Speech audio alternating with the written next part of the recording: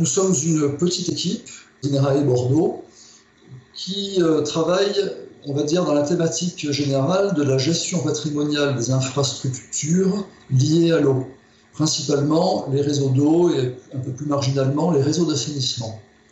Notre équipe mène des recherches à la fois sur le fonctionnement des réseaux, donc plutôt les réseaux observés sur des pas de temps courts, on va dire infrahoraires à journalier, et en même temps des questions plus de temps d'horizon moyen terme et long terme qui concernent les processus de renouvellement en fait, des canalisations et la modélisation donc, de la détérioration de ces canalisations et de la détermination des renouvellements.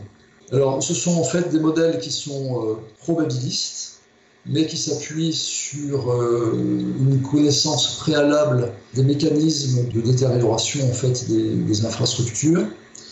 Pour ce qui est des casses répétées que subissent les tuyaux, et en ce qui concerne les renouvellements, ce sont des connaissances qui touchent à la fois à la technique des réseaux, mais aussi à la gouvernance des services et à toutes les contraintes opérationnelles que rencontrent les exploitants de réseaux lorsqu'ils font des travaux de renouvellement annuels.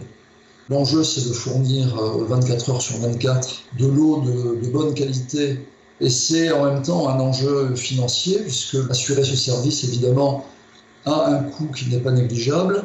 Tous les ans, il faut renouveler une partie du patrimoine, on va dire entre 1,5% et presque 1%. Et donc ça représente évidemment des budgets extrêmement importants. On va dire pour une ville moyenne, on est de l'ordre du million d'euros.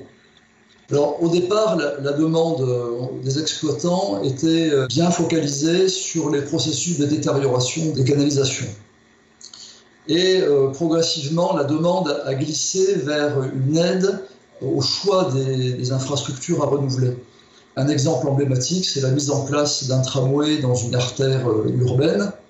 On ne peut pas laisser les tuyaux sous l'emprise du tramway, mais si ça tombe dans une artère où les tuyaux sont relativement neufs et ne posent aucun problème de dégradation de la qualité de service, on est quand même obligé de les abandonner et d'en mettre des neufs.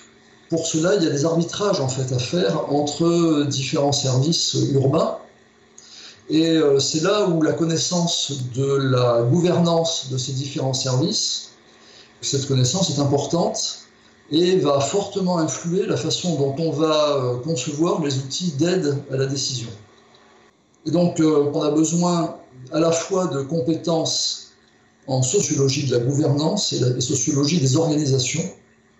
Et d'autre part, on a besoin aussi d'une approche économique.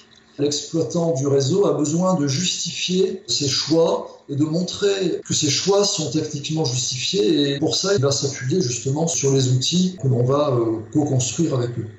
Chaque projet est l'occasion de soumettre des articles scientifiques.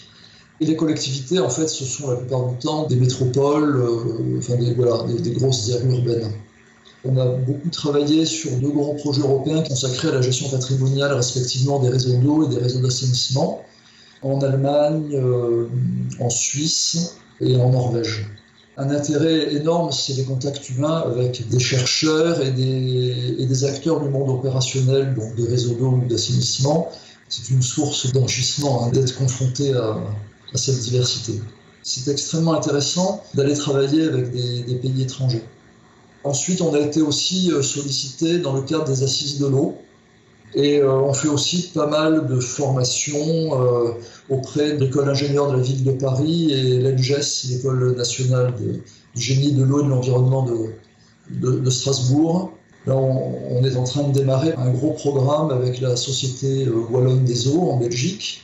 La Société Wallonne des Eaux gère l'essentiel des réseaux d'eau de Wallonie et elle a besoin d'une aide méthodologique pour mettre au point des outils d'aide à la décision en matière de programmation annuelle de travaux.